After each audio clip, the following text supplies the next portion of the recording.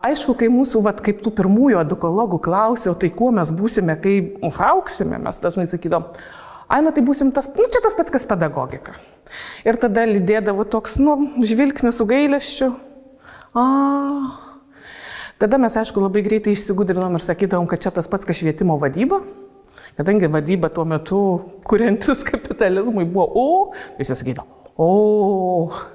Tai iš tikrųjų nei šis, nei tas edukologija gerokai plačiau negu pedagogika ar gerokai plačiau negu kad švietimo vadyba.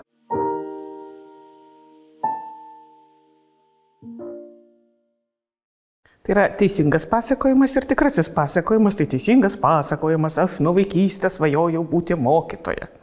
Tai ne, nuo vaikystės aš mokytoja nesvajojau būti, nors buvo momentų, kada iš tikrųjų galbūt norėjau tapti mokytoja, dėl to, kad aplinkoje buvo mokytoja, štai mano mylimiausia teta Teresytė buvo matematikos mokytoja, tai pradinėse klasėse galvojau, kaip būtų smagu mokyti matematiką, vėliau galbūt norėjau tapti mokytoja dėl to, kad iš tikrųjų turėjau puikią auklėtoją, šiuo metu jinai Lietuvoje yra ko gero viena iš garsesnių mokytojų, Violeta Žebrauskienė, mes buvom jos pirmieji auklėtiniai, tai galbūt per tą santykį su žmonėmis, su kuriais norėtum tapatinti, su kokia norėtum būti, nes nesu tikra, kad mane išmokė taisyklingai kirčiuoti.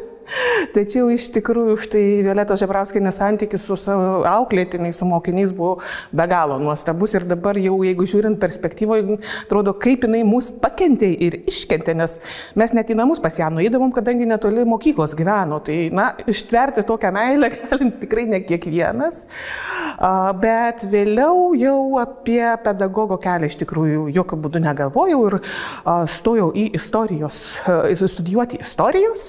Ir tada įdomu, man nežinau, dabar gal kokiam antram kurse mūsų klausė, kas iš mūsų nori būti mokytojais. Tai iš kurse mokėsi virš 70 žmonių, tai tokių norinčių buvo gal 2. Dar 2 gal sakė, iš bėdos. Tai tikrai tai nebuvo tas metas, kada visi veržėsi į pedagoginės studijas. Bet kartais vis dėlto keliai įdomiai susidėlioja ir mane bent jau į ugdymo lauką iš tikrųjų vėlgi atvedė būtent sutikti žmonės. Nes negaliu sakyti, kas be abejo paaiškėjo, aš pirmiausia studijuojant istoriją, kad politinė istorija, karų istorija ir kaip ten Žalgirio mūšį, kuris pulkas kelintą valandą, kurie kryptim pažengė, nėra tiek labai įdomu, kaip vėlgi būtent tai, kas egzistuoja kultūrinėme lauke. Ir tada, kai atėjo laikas skirstytis į specializacijas, pasirinkau etnologijos, dabar sakytumėm kultūrinės antropologijos studijas. Ir čia iš tikrųjų dėstė, sakyčiau, ir Lietuvoje, ir pasaulyje garsus profesoriai, tai ir profesoriai Višniauskaitė, profesorius Norbertas Vėlius mums dėstė dar ir amžinatilsį profesorius Vytautas Kavolis tuo metu iš Amerikos atvykęs. Tai iš tikrųjų buvo tie žmonės, dėl kurių studijų kokybė buvo tikrai labai aukšta, bet anaiptol ne profesūrą pastumėjo, o be kita ko mums dėstė Venantas Mačiekus, dėstė paprotinę teisę ir aš pasirinkau rašyti kursinį mirties bausmė. Kuo tai susiję su ugdymu? Benagrinėjant iš tikrųjų visus statutus paaiškėjo, kad ko gero viena žiauriausių bausmių ir keisčiausių, netgi galima sakyti, bausmių yra už tėvažudystę. Kaip beje, už vaiko žudystę jokios bausmės bemaž nebuvo, išskyrus dvasinę atgailą kai kuriais atvejais. Ir pasidarė įdomu vis dėlto, o kaipgi prieinama prie to, kad štai susiklosto tokie santykiai, kad vaikai nužudo tėvus arba tėvai atsikrato vaikų. Ir čiagi jau teisės neužteko, nes, kaip žinia, teisė nagrinėja ribinius atvejus, bet kaip į kitų ribinių atvejų prieinama, tai vis tik tai daugiau buvo aišku, kad tai yra tai, ką mes vadiname auklėjimu, ugdymu, ką mes vadiname vaikystės patirtimi.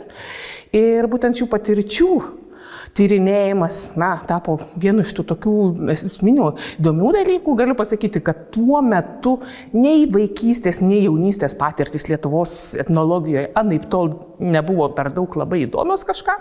Dažniausiai vis dėlto suaugusių žmonių papročiai ir tradicijos buvo tyrinėjami.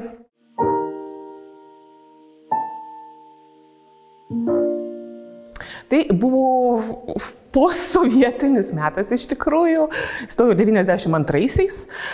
Ir čia be kita ko, kas tapo aišku, kad jeigu aš etnologinių žinių galbūt turiu, tai būtent apie objekto išmanymą, tai apie auklėjimą, apie ugdymą reikėtų šiek tiek daugiau ir tada vėlgi žmonės. Pas mus dėstyti atėjo profesorius Želvys, dėstė jisai sociologiją. Ir čia galbūt ne tik tai, ką jisai dėstė, o kaip jisai dėstė. Nes tų dėstytojų, kurie labai rimtai iš popierėlio skaitydavo nuosekliai paskaitas, kontekstais buvo visiškai kitoks. Jis atėjo ir laisvai kalbėjo, laisvai elgėsi su studentais ir tiesą pasakius, tai buvo wow. Ir tai buvo vienas iš tų momentų, kada aš pagalvojau ir apie edukologijos studijas, kadangi būtent baigus bakalaurą, kaip tik tais metais rinko pirmąjį edukologijos magistrantų kursą. Stojau ir į etnologiją, ir edukologiją, paskui nusprendžiau, kad gal 2 kėdžių per daug ir pasilikau būtent edukologijoje vėlgi dėl tų pačių sutiktų žmonių. Aišku, kai mūsų, kaip tų pirmųjų edukologų klausiau, tai kuo mes būsime, kai užaugsime, mes dažnai sakydom, tai būsim čia tas pats, kas pedagogika. Ir tada lydėdavo toks, žvilgsnis su gailesčiu. Tada mes, aišku, labai greitai išsigudrinom ir sakydavom, kad čia tas pats, kas švietimo vadyba, kadangi vadyba tuo metu, kuriantis kapitalizmui, buvo visi sakydavo, Tai iš tikrųjų nei šis, nei tas edukologija gerokai plačiau negu pedagogika, ar gerokai plačiau negu kad švietimo vadyba. Bet šiaip tyrinėjimo objektas tai pas mane liko tas pats. Būtent vaikų ugdymas kaimo bendruomenėje, Lietuvos kaimo bendruomenėje, iš to aš rašiau ir magistrinį, iš to rašiau ir disertaciją. Tai iš esmės galima sakyti, kad tam tikra prasme ta tapatybės krizė jinai šiek tiek buvo, kadangi ir visose konferencijose, ir ekspedicijose rengdama medžiagą aš daugiau dalyvavau ne su edukologais, o būtent su etnologais. Tai čia, ko gero, tas yra tarpdiscipliniškumo ir grožis, ir kančia, nes grožis yra tai, kad iš tikrųjų gali tą patį dalyką pamatyti, pasižiūrėti ir pamatyti labai įvairiai, iš skirtingų perspektyvų, bet tapatumui, tai ir pasirinkimo, o kasgi tu esi iš tikrųjų, reikia laiko, kad tai atsakyti. Tai dabar aš tikrai nesidrovėdama galiu sakyti, kad taip, aš esu plataus profilio edukologė, kuriai kultūros studijos, istorijos studijos iš tikrųjų atnešė labai daug. Be kita ko, sakykime, iš tų sutiktų žmonių viena iš jų buvo docentė Giedrė Purvaneckienė, kuri tapo, ne šiaip dėstytojo, galiu sakyti, ir taip ir vadinu, dvasios motina, atvedusi į lyčių studijų feminizmo lauką. Ir iš to lauko iki šiol taip pat nepasitraukiu.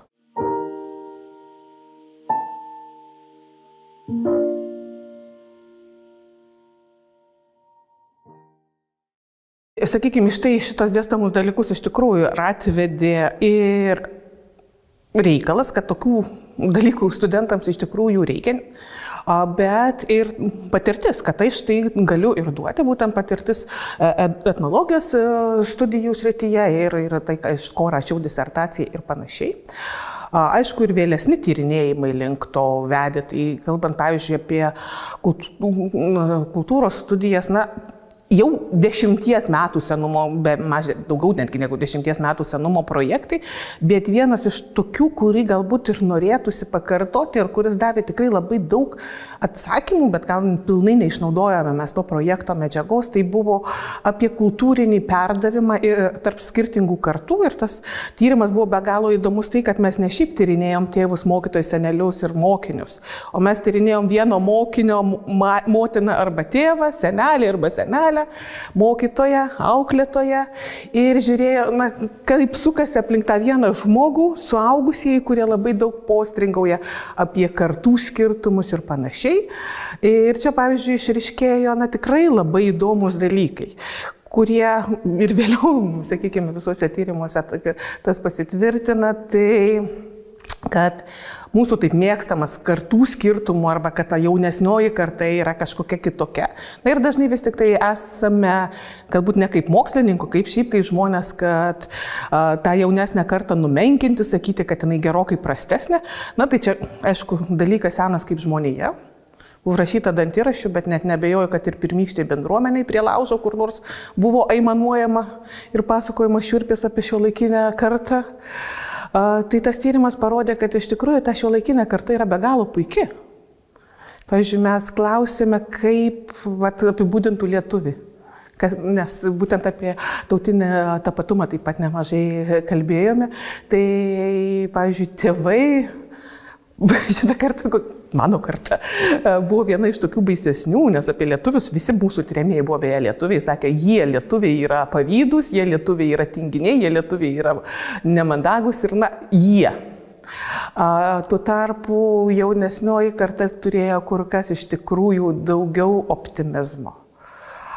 Ir kalbėjo, kokie mes šaunūs, kokie mes darbštūs, kokie mes protingi, kokie mes svetingi. Ir manyčiau, kad tai tikrai paneigia tuos mūsų mitus. Dar vienas, sakykime, toks buvo kalba, visą laiką sukėsi apie tai, kad jaunoji karta negerbė tradicijų, nemėgsta etnokultūrinių dalykų ir panašiai. Tačiau, pavyzdžiui, paklausus, kokį dalyką rinktųsi ar etnokultūrą, pavyzdžiui, ar anglų kalbą. Tai vaikai, labai daugelis vaikų norėjo rinktis etnokultūrą. Na, vieni galbūt dėl to, kad ten pažymių nerašytų, kiti galbūt dėl to, kad iš tikrųjų norėjo sužinoti, bet tiek tėvai, tiek seneliai, tiek mokytojai, dauguma jų patarė rinktis anglų kalbą. Kas nėra blogai. Anglų kalba yra gerai, tačiau tada nereikėtų verkti ir rautis plaukus apie jaunosios kartos tradicijų negerbimą ir panašius dalykus. Tai iš tikrųjų, jeigu pasižiūri giliau į kultūrinius aspektus ir simbolius, ritualus, kurie sukasi mokykloje ir panašiai, tu pamatai gerokai platesnį vaizdą, negu ką atskleistų, pavyzdžiui, tik tai dokumentų analizė ar švietimo politikos ar kitų dalykų analizė. Tai yra tie mikro dalykai, kurie iš pirmo žvilgsnio nėra pastebimi, bet kurie turi didžiulės įtakos ugdymo procesui.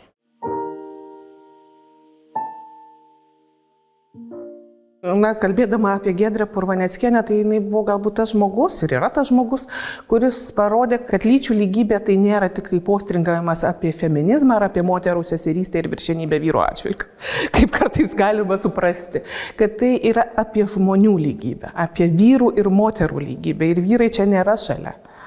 Lyčių studijos nėra tik moterų studijos ir čia daugiau galbūt dirbu jau su nevyriausybinė organizacija, vadinasi Moterų informacijos centras, kuri labai daug dirba smurto srityje. Tai, sakykime, paskutiniai tokie tyrimai yra apie smurtą jaunimo romantiniuose santykiuose ir panašiai. Tai visą tai, ką, sakykime, ištiriu, ką gaunu, tai tą įnešu į savo kursus. Mes turim tokį kursą Lytis ir ugdymas. Jis išaugęs iš tos pačios Giedrės Purvaneckienės kurso šeimos edukologija, bet suprantant, kad lyčių santykiai nėra tik tai šeimoje, jis smarkiai prasiplėtė. Ir aš manyčiau, kad lyčių studijas į edukologijos lauką būtent Vilniaus universiteto edukologijos katedra viena pirmųjų, o gal ir net pirmoji įnešė Lietuvoje. Dar tada, kada apie tai ne tik, kad nebuvo madinga kalbėti, bet ir tada, kada dar tai atrodė visai ne vietoje ir ne laiku. Kaip aš aiškiau, ir vietoje, ir laiku.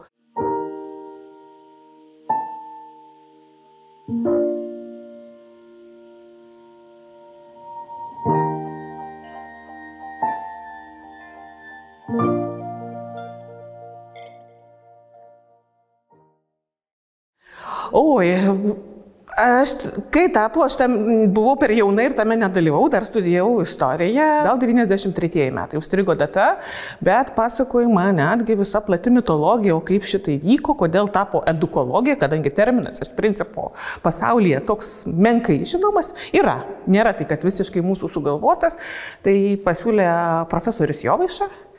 Dėl paprastos priežasties. Vienas dalykas, pedagogikos laukas labai smarkiai išsiplėtė ir tai nebuvo tik tai mokslas apie vaikų ugdymą, o kitas dalykas, pedagogika neturėjo gero vardo. Ir vis tik tai sklido mitai, kurie beje menkai pagristi. Vis dėlto, jeigu pasižiūrėti, kad tai tik tai marksizmo-leninizmo kurso dėstymas. Kas iš tikrųjų buvo netiesa, bet štai tas pasikeitimas įvyko, be abejo, dar pabrėžiant katalogiją, kad tai nėra šiaip savo ugdymo menas, o kad tai yra mokslas apie ugdymą. Tai štai ir tas logos atsiradimas. Tai čia toks mūsų katedros mitas.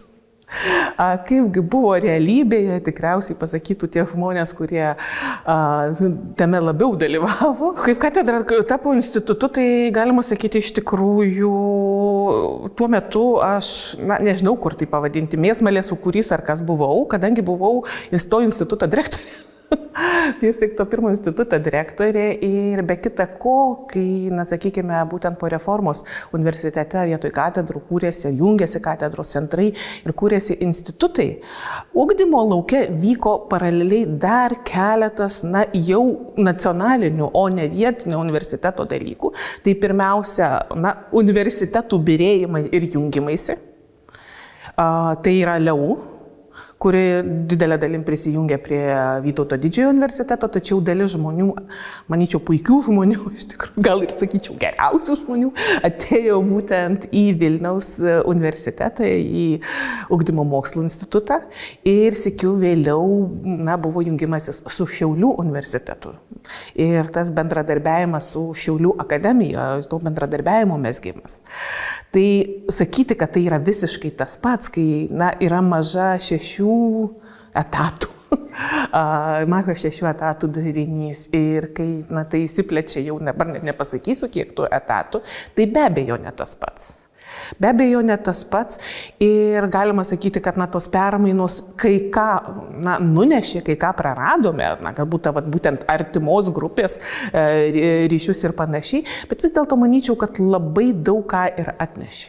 Labai praturtino, jau nekalbant apie tai, kad išplėtė mūsų studijų laukus, nes būtent atsirado pedagoginis aspektas, nes edukologijos studijos tai nėra pedagogika. Vien tik tai pedagogika, nors pedagogiką galima laikyti centru. Tai iš tų, sakykime, jungimosi momentų, ką galima atsiminti, kad tai viena dalykas, tai yra pliusas, bet kita vertus teko nemažai atstovėti, kad kad edukologija vėl netaptų siaurų laukų pedagogikos tik tai. Kad yra ir kitos studijų sritys, ta pati pedagogikos istorija, pedagogikos filosofija, švietimo politika ir kiti dalykai, kurie nėra kažkokie aptarnaujantis pedagogiką, o tarnauja kaip savarankiškos ir reikalingos Lietuvai mokslo šakos, nes dabar mes esame linkę susimažinti iki mokyklos ir mokytojų rengimo. Tai yra be galo svarbu, bet tai nėra vienintelis objektas, kuris turėtų rūpėti edukologams.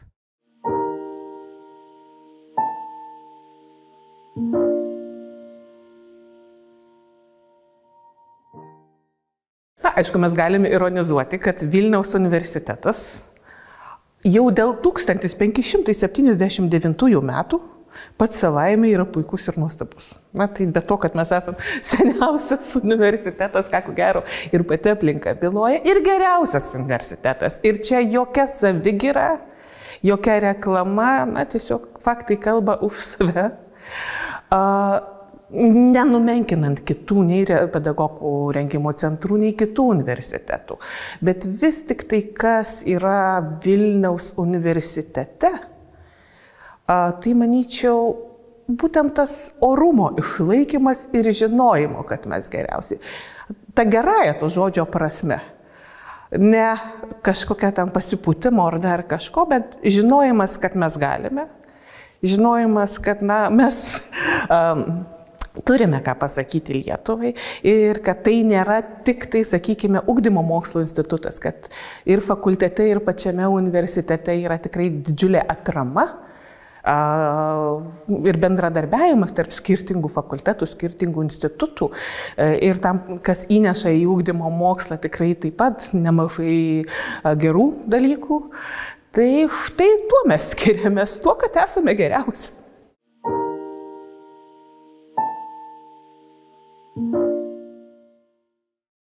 profesorius Želvys sakytų, kad betvarkė.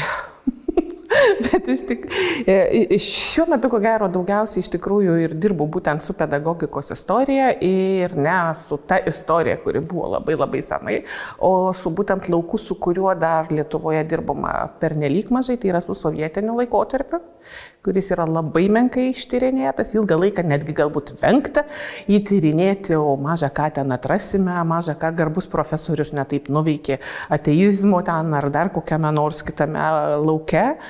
Tai nieko tokio baisaus, beje, mes nelabai galime ką ir atrasti, galų gale tai yra mūsų praeitis, bet tyrinėti ypatingai, sakyčiau, dabartinėme politinėme kontekste šitą lauką ir smagu, ir nesmagu. Juolab, kad matai, kaip kai kurie dalykai, kurie atrodė yra tik tai istorija, pavyzdžiui, karinis rengimas, įvairūs maršai ir demaršai, atsikartoja ir vyksta. Vyksta šalimai, tai ta pati Rusija be abejo su labai militarizuotu ugdymu ir tos pačios istorijos iškraipimu švietime. Baltarusija, kur galima matyti apskritai labai keistus dalykus, sakykime, kaip pavyzdžiui, tiek religija, tiek komunistinis eksauklėjimas ir sovietinis nenostalgija susijungia į vieną ir jaunieji pionieriai, apie kuriuos mes esame jau užmiršę, prisiekę, sakykime, cerkvėje. Tai žiūrint, kas mums dabar atrodo absurdas, bet reikia taip pat suvokti, kad mes nesame tiek toli pažengę, kad būtumėm visiškai apsaugoti nuo to ir tas mūsų, čia mūsų neliečia, tai jau nebe mūsų, gali atsigręžti ir kitų galų tą lazdą. Tai nebūtinai tas tiesioginis pritaikymas, kad štai kaip ir Rusijoje istorija grįž. Ne. Manyčiau, kad esame truputėlį kitoje kultūrinėje ir politinėje erdvėje. Tačiau apsimetimas, kad to nebuvo ir kad mes esame visai kitokie, ko gero taip pat gali būti kenksmingas. Galų gale visų to propagandos mechanizmų žinojimas gali būti iš dalies ir kaip atsispyrimas tai pačiai propagandai ir galų gale galbūt netgi sakyčiau, kai kuriais atvejais, žiūrint ir tą pačią švietimo politiką ir iš švietimo ministerijos kartais kai kuriuos šūkius, labai jie panašūs į, pavyzdžiui, 1962 metų šūkį. Pavyzdžiui, kad aukštasis mokslas privalo rengti specialistus. Bet konkrečiai verslas reikalauja, mes parengiam. Lygiai tą patį galim pamatyti būtent sovietmečiu, kai liaudies ūkis reikalauja, universitetas neva turėtų vykdyti. Kas be abejo iš tikrųjų paneigia pačią universiteto misiją. Ne tik specialistus mes rengiam. Specialistas, kompetentingas specialistas yra tik tai viena. Mes rengiam plataus išsilavinimo žmonės, kurie nėra dirbantis tik tai labai labai siauroje srityje.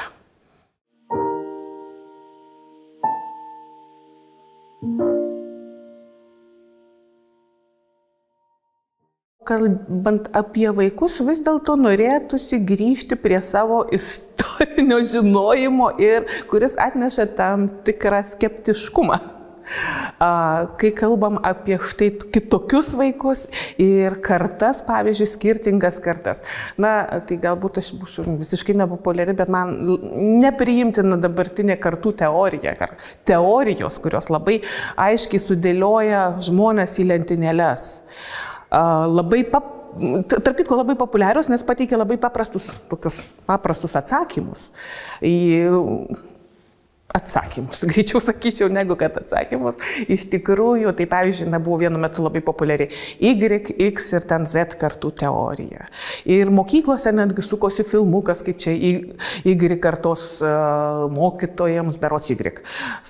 Tiems pagyvenusiems svarbu tik tai anūkų pasiekimai, už tai, X, suprask, mano čia buvo tik tai, seksas ir rokenrolas vos negalvoja, o tuo tarpu Z kartai tai tik tai kompiuteriai galvoja. Tai savaime suprantama, kad Z kartai, kurie anūkų neturi, anūkai ir rūpėti negali.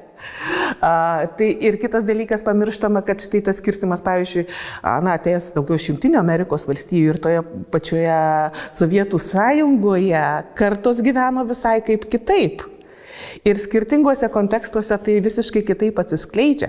Kaip pavyzdžiui, ir Prenskio berods ten buvo labai vėlgi vienu metu populiarus skaitmeniniai čiabuviai ir skaitmeniniai imigrantai. Na, suprask, tie, kurie jau nuo 95 tai gimė su planšetė rankoje.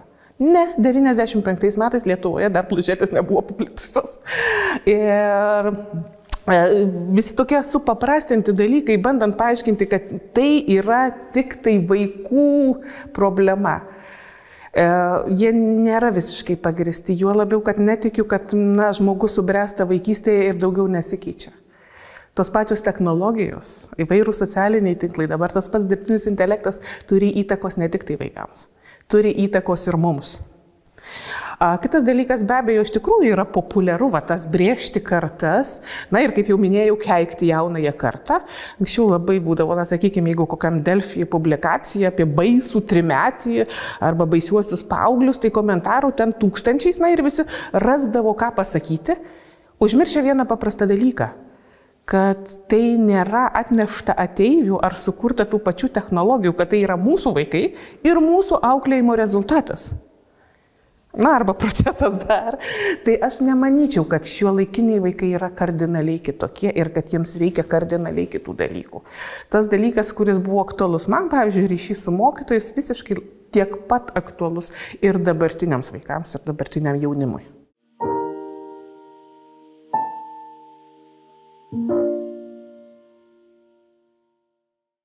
Na, tai jeigu kalbėti apie pedagogo studijas, čia tikriausiai mes turėtumėm pradėti kalbėti apie pašaukimą. Tai pašaukimu aš taip pat netikiu. Neatmetu, kad toks dalykas iš tikrųjų egzistuoja. Tačiau vėl tos pačios pedagogikos istorijos studijos rodo, kad mokytojas tai yra ir amatas. Labai sunkus amatas. Ir kad jeigu esi geras amatininkas, jeigu esi geras mokytojas, tai būsi gerbiamas nepriklausomai nuo laikotarpio. Kitas dalykas, kodėl dar netikiu tuo pašaukimu, tai iš dalies pašaukimas yra ir manipulacijos priemonė. Kad maždaug alkanas basas giesmes giedok, giedodamas dar paskaitas, pamokas praves, darbus ištaisyk, ir kokią nors socialinę veiklą įvykdyk, kurią beje labai manipuliuojama ne tik dabar, bet ir praeityje būdavo. Mokytojas kiek funkcijų turėtų atlikti, neva iš pašaukimo. Tai ne. Pašaukimas yra puiku, bet tai neturėtų būti vienintelis dalykas. Ir čia, ko gero, jeigu vėlgi kalbant apie mokytojų profesiją, tikriausiai mes turėtumėm suvokti, kad tai nėra profesija iki gyvenimo galvos. Tai nėra bausmė. Tai ir, jeigu būčiau garsios firmos koks nors atrankos komisijos narys, ar reklamas rašyčiau, kad čia pulkite pas mus įsidarbinti, sakyčiau, kad tai yra viena iš dinamiškiausių profesijų. Netgi ne gal prašiausiai apmokamų, kalbos klausimas kitas, bet tai, kad tai yra profesija, kuri leidžia augti, neužkerpėti, leidžia kurti, tai vargu buvo, aš įsivaizduočiau kokią kitą profesiją. Mes galim sakyti, kad mokyklos kultūra galbūt karpo sparnus, jeigu jaunas žmogus pakliūna, ne į tą terpę, kur tam jau kūrybiškumui palankus skleistis. Bet čia grįžčiau prie to, ką sakiau apie Vilniaus universitetą. Vis dėlto mes sugebam išugdyti tuos, kurie turi tvirtą ir lankstų stuburą, turi orumą ir gebėjimą situaciją ne tik tai prisitaikyti prie situacijos, bet ir tą situaciją keisti. Tai čia tada siūlyčiau, jeigu plačiau edukologijos lauką ir tą patį pedagogikos lauką, ateiti tuos, kurie nenori gatavų instrukcijų, atsakymų, o tų, kurie vis dėlto pasiruošia kurti tą ateitį, pasiruošę vaikę matyti ne kažką, kartą, lytį, socialinį sluoksnį ar šukuosenos stilių, o būtent žmogų ir asmenybę. Ir manyčiau, kad šitose studijose jie ras tą palankę terpę skleistis kūrybiškumui, skleistis atvirumui, gebėjimui kelti klausimus, gebėjimui kelti nepatogius klausimus, ieškoti nebūtinai patogių atsakymų ir lengviausių kelių.